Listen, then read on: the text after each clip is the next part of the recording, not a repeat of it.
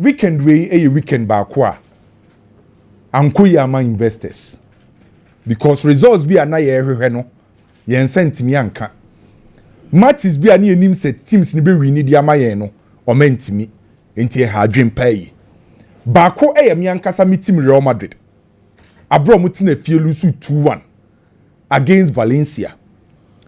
Football bibia timi si wo football mu no kre na mum and cross my mind that say Real Madrid be lose against Valencia. Na me wanwa kakra. Now after the game, ananko 4 years old. Penalty na by na Vinicius Junior say no. E ka ho na ma Real Madrid lose game no there be. Penalty na Real Madrid me say no.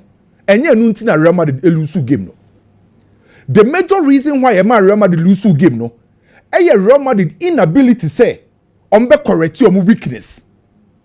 Baby omutosini no from match day 1 this season ewa Laliga nim ebesine.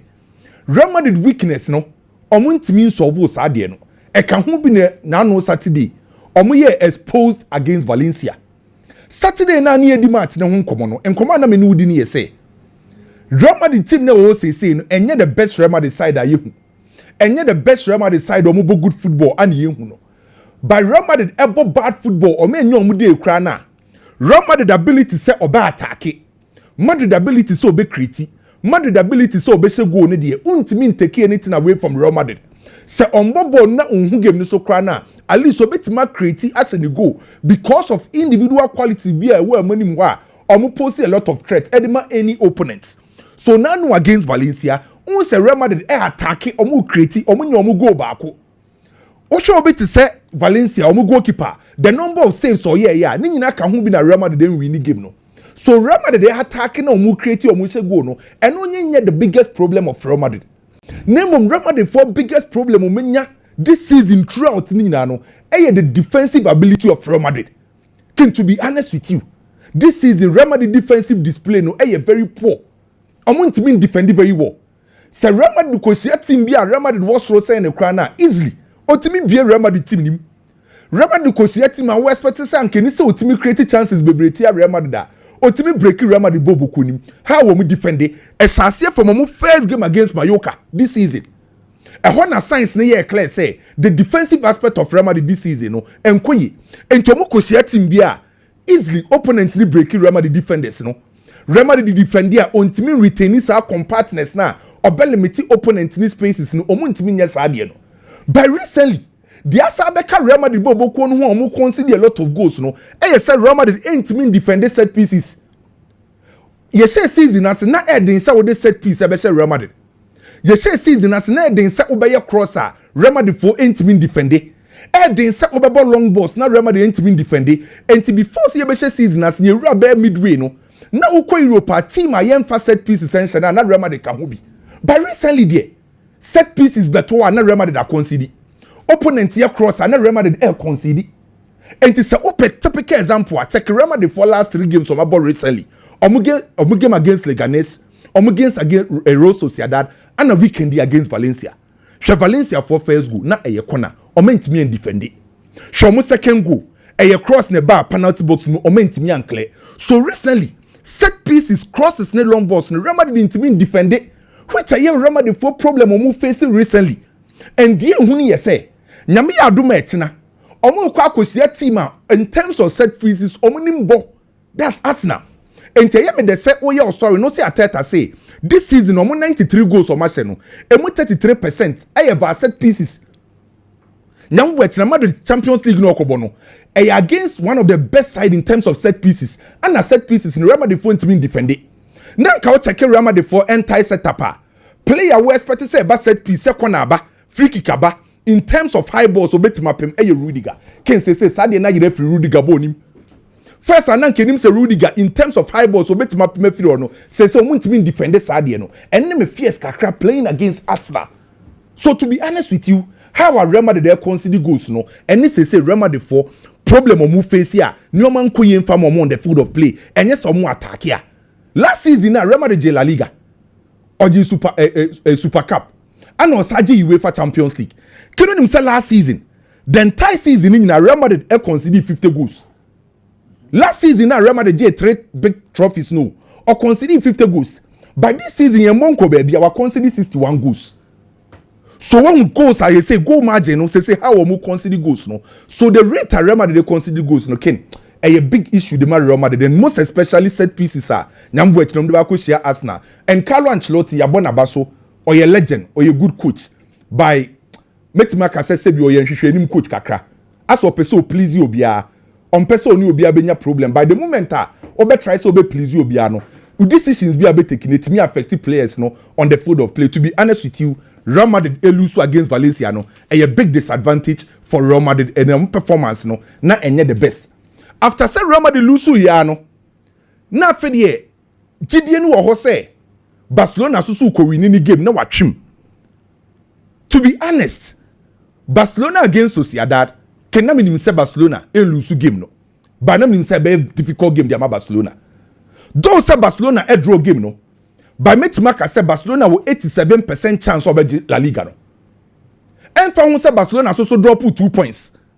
Barcelona as it stands now e with 87% chance of La Liga. La Liga no enye Barcelona no enye Real Madrid no favorite eye Barcelona. Enti say oye Real Madrid financial team say Barcelona board draw nti Madrid e was advantage na no. Barcelona and Casane e advantage or 87% chance of the Spanish Premier La Liga. Sa 1-1 no mo boy no. Enya sa Barcelona mbobo. Ken Barcelona bomb normal football. Barcelona dominating play or control game against Betis. Or control game no. Bibia na fa game ni nyina no it was about Barcelona team no. Enti sa watch Barcelona 1-1 abeka say enya Barcelona omo chi obi o man 5. Omo hye 6 ndabi. Game na course no. How are Barcelona team attacking or team chi obi hye 7? Or team chi obi hye 5 no. Sa Barcelona attacking shape no. The same thing na no Saturday. Omo ye against Betis. Na same Barcelona be she goals be create a chances be bra. Obone 3 back no pacho bie mame. Obone 3 back no. Se omo obobo na 4 defenders. Ba omo attack bia na e da ne 3 back. E be ye Araujo, Kubasi and Kundi. So anytime bia Barcelona be create chances be bra no don't expect back 4. Obone 3 back. Na Frankie Dion ni Pedri a control finfine as usual. A direct play. Na omo last line now was a deco opponent in the final third no. I was say 5 players na gina ho. So playing against Betis, onya the same thing. Onya Nelami Yama, onya Gavi, onya Lewandowski, onya Ferran Torres, and onya Baudi. So Barcelona for attacking shape, omudi create chances be bree. Omudi she goals no. And one omo ye be biansesa. So the big question here say, day and a Barcelona intimian show mu goals aye nim no. The first thing I'm noticing here say, Ken Robert is a defending very well. And yeah, is so because Barcelona fee. No ako containing Barcelona. Barcelona will push it, Barcelona will throw in more attack. Barcelona will attack it. Now I limited Barcelona to just 2 big chances. So before Sakoba criticizing Barcelona, no, I was all the kind credit Manuel Pellegrini in Betis say how we defending was very good. Chobit is Magbatra on the day. Defensive solidity, stability be on the bench. Na Barcelona for him Pokran was a former player and he defended and so Betis defended very well. And a Betis goalkeeper Adran. A lot of sales at the Real Betis. But dear Bakwami who say affected Barcelona pano. In time in see what Barcelona gave him under Hansi Flick. Barcelona drew the final third. Now say omo pre omo. Now say pressure be wo musu because Real Madrid dey lose. So kwan bia so what see timi she goals. Enti ama Barcelona entimi anye compose in front of goals. Omo drew ho omo ye mistakes. Omo mistake chances ni bebre. But to be honest with you, enfa ho say Barcelona abo 1-1 no. La Liga no. Barcelona for no 87% chance Barcelona beje 1-1 nin change anything. Barcelona for no bet imagine La Liga no even at the time mpokra ye nyambo classico no 1-1 no. Betis e form omo peke proud to this game no. Untimi take anything away from Barcelona. 1-1 nin results ana ba se pedie by Barcelona 87% chance La Liga no on beje. Ken Chelsea targets so be running to the top 4 at the end of the season. But say Chelsea bet me room into the top 4. I was at Chelsea. Enzo Maresca mo keka mo ho. Ken me check here. I don't say Chelsea last 8 games for Premier League away. Onyen win bi. The last 8 games at Chelsea abo Premier League away matches. Chelsea team confer 3 points. The last time at Chelsea co winning match were away. Our Premier League was way back December last year against Spurs. From last year omoko winning 4-2 against Spurs our away. Chelsea nkwa win for 3 points. Our Premier League. And now no money Brentford ebo no. I think say coach no e take risk kakra. Ne starting lineup or drop key players maybe because I feel no free injuries ma aba. But what Chelsea first half performance now almost style of play na kwa more of conservative style of play than say no be proactive. And na Chelsea a lot of mistakes. Omo ntimi mbobo e got to a time Enzo Fernandez etia nkuku say e to de bi on drop mbe chire mbeboa. Otia ne say to de bi mpokra the ball no to woni ma ra ne kofa. So clearly the first 45 minutes na nyoma nkoye mfa ma Chelsea until the second half and omo say omo ye proactive kakra. Enfa won say Sanchez eye goalkeeper Chelsea ndi omo ndi no. Ken Chelsea was abo omo. Sa goalkeeper no. Oye odumfu kunfu first half no the boss ni bi cheche by later no obet save Chelsea at Chelsea ekonya draw by say Chelsea betima abo UEFA Champions League next season na omo sha asem pick points ni bi wa we. Okay. Then to Liverpool team no. Liverpool. You say season as in 2024. Unim so lose just one match. 2024 I finish no lose just one match about draw 3. 2025 we lose 6. So only Liverpool. Liverpool. So it means say na enya points na no match him na. Anka say pressure wo so. Okay. Me dance Kwame na weekend dey say untimi nka kire semana. Weekend o masem kraba o ka bia nya say weekend Champions League for na. Oh, what's not corner untimi nka kire. Kwame so chine ko de untimi ni. Oh, David say. Man City mu nyina untimi nka say Arsenal for Joe. Nka kire asem odi e be shema Man City United. Oh, United be next year call Friday. Friday Europa money idea. And that's a chance to be conference. How can I conference league? And you go Man City, Man City, Chelsea, United, and also Shewango conference league. It is what saying. Obo hat-trick or conference league. To say the winner corner or premiership and Champions League is where. Why 2 passes? But so the conference league there with all due respect, I mean, no, but try saw the chance to be Champions League in the Honor Mobilongo. And I'm a crowd as some of kind of Chelsea supporters in Macho. Said it be Madrid, it be Barca. We are Pebefa and Chombeba. Chelsea back Champions League. Okay. The supporters will come back, and this statement I always want to reiterate it. Say Chelsea belongs to the Champions League, and they need to go back as soon as possible. You know, because as someone will come na me dey be bros is because na you come you di won come kakra. Me so you fato so mama about Madrid players and the penalty in sense no.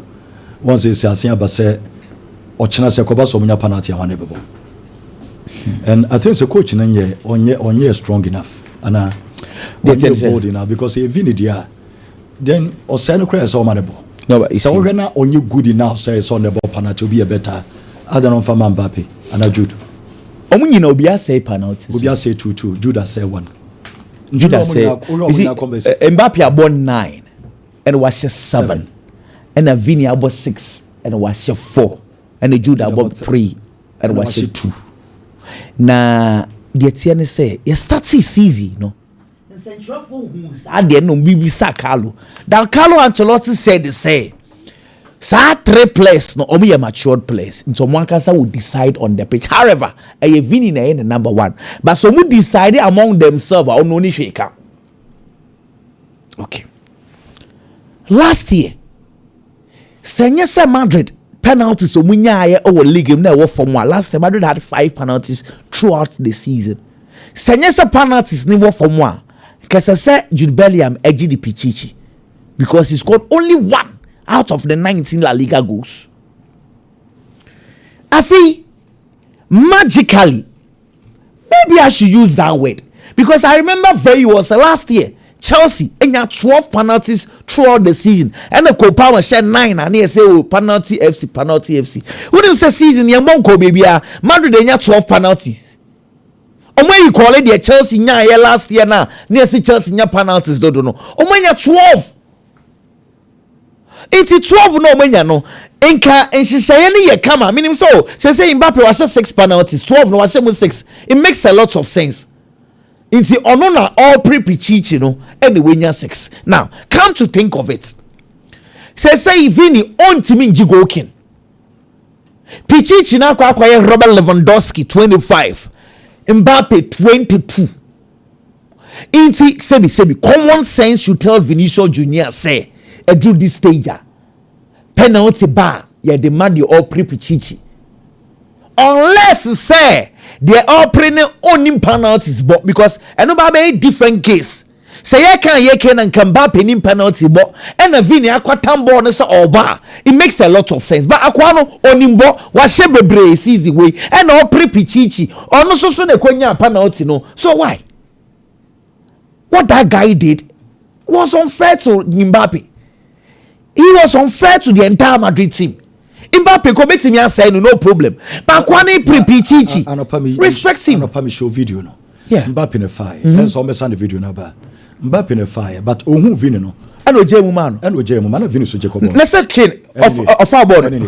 Vini was approaching him. Oh sure. Oh, he was approaching here. Vini bano. Oh yeah, Vini friend. Friend, okay, Vini air corner ho akwa for penalty no and no antwa ma Vini kra man no and no to ball na dey ma Vini say o be penalty because clearly on enye the penalty or copy penalty akwa ni Pichichi nti what's this point well Carlo Ancelotti na to the beer me ankasa na me feel say see a year 1-1 no ade ana me ho hyehye me ne say that time I was expecting Real Madrid to attack.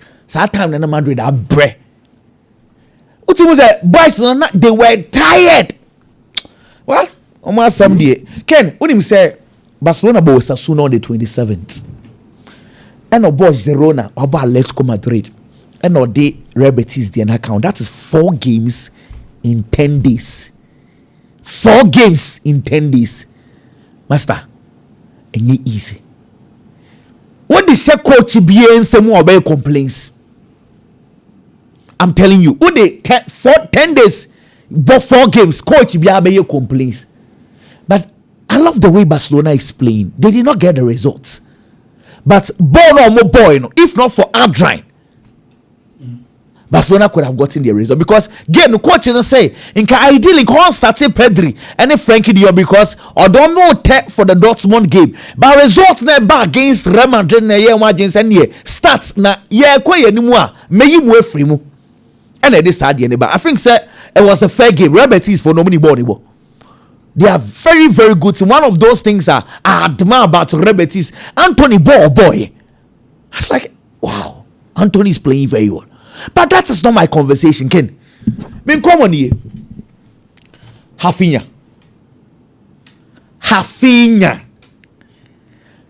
Ballon d'Or. And someone needs to calm him down.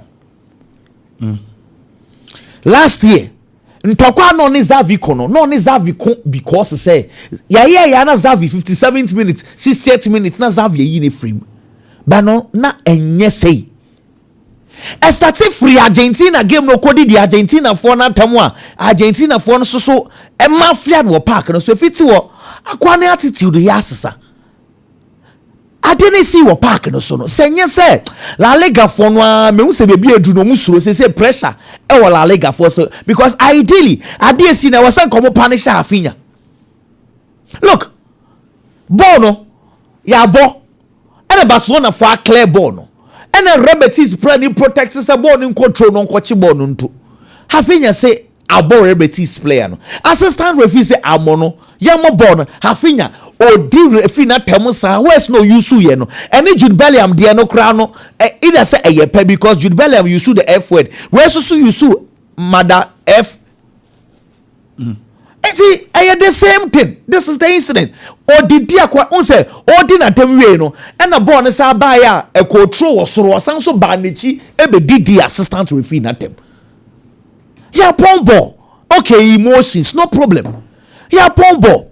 And a woko. Wo san so kwa attack assistant referee. Then your coach comes and says, "Jai, coach stop here ko your son stop." Glare public cameras is on you. Cameras ho. Means ye coach patak we yenjai no also onfa. Then who call dressing room? I'm our captain Testegen stop who say Jai what we Pierre Testegen. Why what is that? Well, game Manzano oya Azan refi pa as I say aden na wa twere report we anhye ne Enso so wan hwe Spanish referees na to dey be Azan edosu on say yes sir I don't like the Madrid Barcelona argument because Madrid dey no Jude Bellingham here mo twere di same am here company see Jude why is it that they did not write this in any case we can be Madrid for some more sereno many about Dixa also Jude Bellingham so also deserve punishment Seva screen so na Jude Bellingham ahwe nyame anim ebutu va see emotions is a part of football ebutu va as a review ana because as I do the want to say the system who va the ending as a corrupt it's not good so mutu va wanyade but mutu va machine yitimi twa so after game after okay nessa ball no before during and after I don't know no he needs to punish I say he deserves to be punished but I quite to say no akwakoye Madrid ne Barca be edru no one hwe ne okoka ba ko a they assemble banti Spain for they want to be very careful Ken hwe a very boring Manchester derby courtesy Pep Guardiola here Pep won or your goods emame but some of the decisions you don't get it 2025 year April a bobby game Estati Kovacic Bernardo Silva Ike Wonduwan Kevin De Bruyne omu ages who can be 127 years so 4 players no why omu di 127 years 127 years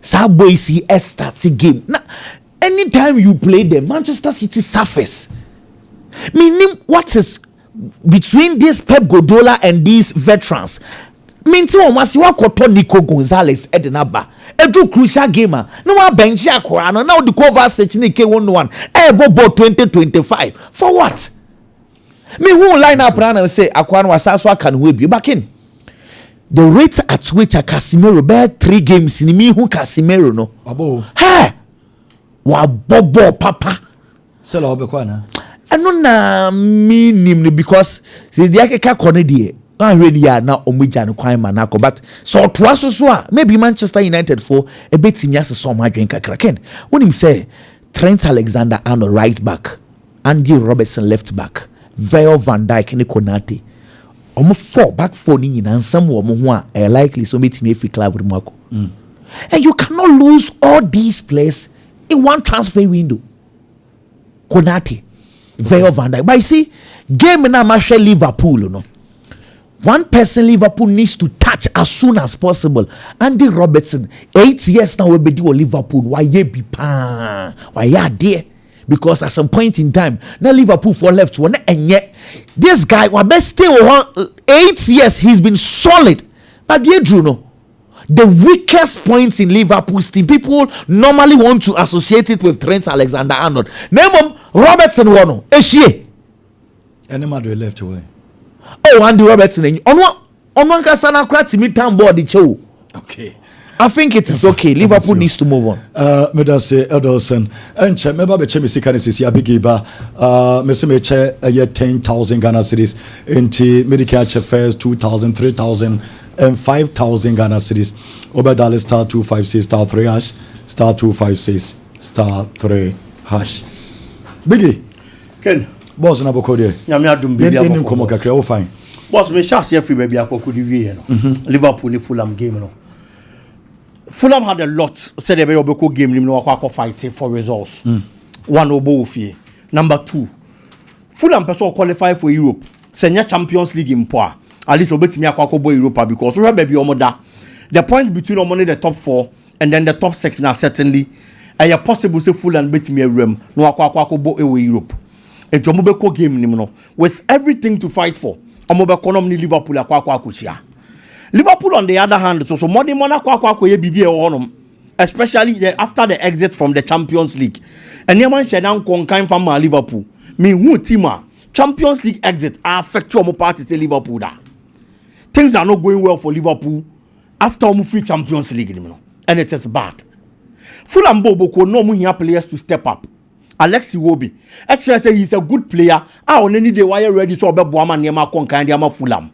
Only the other striker Santiago Muniz made sure so on so be the obetimi bia it will show how we see trap a ball a place out of a position a Virgil van Dijk. A coco boss our born in the two net in the clearly. Now Branty and chair. So I am ready. So obey you obey Biama a Fulham team no and so Timia results skin. Now over Liverpool this season. That game is the first time a Liverpool bokono. Ekwa away. No akwa lose the Premier League anymore. It is a Liverpool equal away in the Premier League this season. Supporters ni wo GDA because okwa away a won lose and yema kon kind the maumo. But the game against Fulham, Liverpool for the first time this season ekoko lose here. For the first time this season, now Liverpool are top from 2 goals in the first half. 2 goals in the first half. Now Liverpool are kwa top form. Not any team say a Fulham bobo kono and as I didn't see here. Liverpool for the first time in 9 years, 2 outfield players at the ball koko chair and making errors leading to goals. The last 7 times a BSC will Liverpool bobo kono no time be a goalkeeper involved, but this time around, 2 outfield players. Robertson and Akwaku Kanasem, and Jones. And Robertson this particular season has been one of the worst players for Liverpool bobo kono. Robertson and I Nimno under Jurgen Klopp. Robertson and I Nimno the modern man obo the surgeon runs. Defensively on than you good, but the options he gives you whenever he's going forward to support the Liverpool attack this season. Musa the name Robertson ho, and Wasan shall say out the balls and to so watch check. Liverpool bobo konim. Can you hear nuni free one ma? One thing I mean who is how Liverpool bobo kone pa. The performance of Mohamed Salah. Salah you this season at the start. And an near con kind of Mohamed Salah. After some free Champions League, Salah performance and a form. And it looks like, say, Liverpool team here built so much around Salah. Say, Salah in a bad day, it affects the whole Liverpool team. The game against Fulham, I'm making sure some will Salah free game anymore. Can Salah bought just 1 shot in 90 minutes? 1 shot, no boy, you know. Then you're on target. It was off target. It's Mohamed Salah and me are more on target. Important campus when you go. Mohamed Salah and me are assisted versus Fulham. When you have 50 touches in the game, you dispossessing 20 times. It will game anymore. Until the key man at the start of the season, and you're conquering. Now you're dealing home common possibly. Obeti me ababa beje Ballon d'Or. Se Liverpool nyama conquer more. Se see a performance needs in the after the exit from the Champions League. And it is time some penny for a clinical psychologist or a sports psychologist. I'm a Liverpool players within the season. They might be fortunate say omachim and yes sir a beer nanka league no mon sentimi anka. But going forward, psychologically, they have to work on the players. Nanyaman Konkai and Famomo. Ken, we have a story about a player friend is a Kolomwani. And it hurts to see a player. Oh, yeah, very good and a fine start. Oh, Juventus Bobo Konimo. Says I'm a new coach aba. Now for a possible Sabrant and bit me a free a Juventus Bobo Konimo. Now the loan no coco boy, no, Omunya permanent. Randall Kolomwani rose to fame. Abrokobo entrance Frankfurt. That particular season, about 36 matches now Branty and the boy again. Oshe 15 goals and normal 11 assists. Oh, and attention, Nesha says a banaso. It is all for baby. People were talking about him, say a new star is born. Ababa Pimu Bundesliga anymore. Obe Piemu Ewa Paris Saint Germain Bobo Konimo. Oba your Shasiano, now Obokaka. But at the point, coach in the strikerless system now all bono. And mana Kwenya man in Shasi de Bian Fama Paris Saint Germain. And today was up before for dinner any chair. And Okoko Piemu Juventus. Oko Juventus. The first game of ball for Juventus, Oshe go. The second game for Juventus, Kino Bo Brace. The third goal for Juventus was Santo Bo Brace. The last time I Juventus now a striker. To me, yes, RDNB was in 1990. Striker, friend is Roberto Baggio. And yes, RDNO. And a Colombo be repeats our fate, you know. As we speak, we have won 9 matches. I must 7 now starting. Or 5 goals in the Italian Serie A and a 1 assist. But due to a change in technical hands, coach Biani player ope. Thiago Motta, Ebabeto Vlahovic, I know ye key striker. Or so on Pe Vlahovic of Pecolo Mwani. Mwani by I know she goes to the man. Now he leaves the stage. And new coach steps in, I go to the. And also by in the first 2 matches. First one, Nukolo Mwani Tina bench Wamobi. Second match, if you bench the buyer in the 68th minute. Until they clearly, Bibia Chese on here Brantiano. And when it gets to this stage, so coach in Pewa. On only probably to me motivate you and more alternative no performing. And to Pewa, no matter what you are going to do. Unya game time impo no what me your best steady amabo boko no. So I believe that Randall Kolomwani going back to Paris Saint-Germain is also another problem. Say Luis Enrique Owa. on prefer so be typical number 9 it is all kotina honoma o san so akwa kotina bench ni to biem 2026 World Cup nso na da yanim no and player bia be pay so team be na obinya kin on pair middle class team and middle table team be bia de bia consistently wenya bia bo onya such a team na onya good former because the performance of Juve enye bad o so be 9 matches so be start 7 no watch 5 assist 1 but just because coach bia ni player ope and ono na wa be fa team ni feel say on fit into the scheme of worker for oni che bia obenya bia bo said the bear will keep you form will shape now what me call a World Cup 2026 ni begin.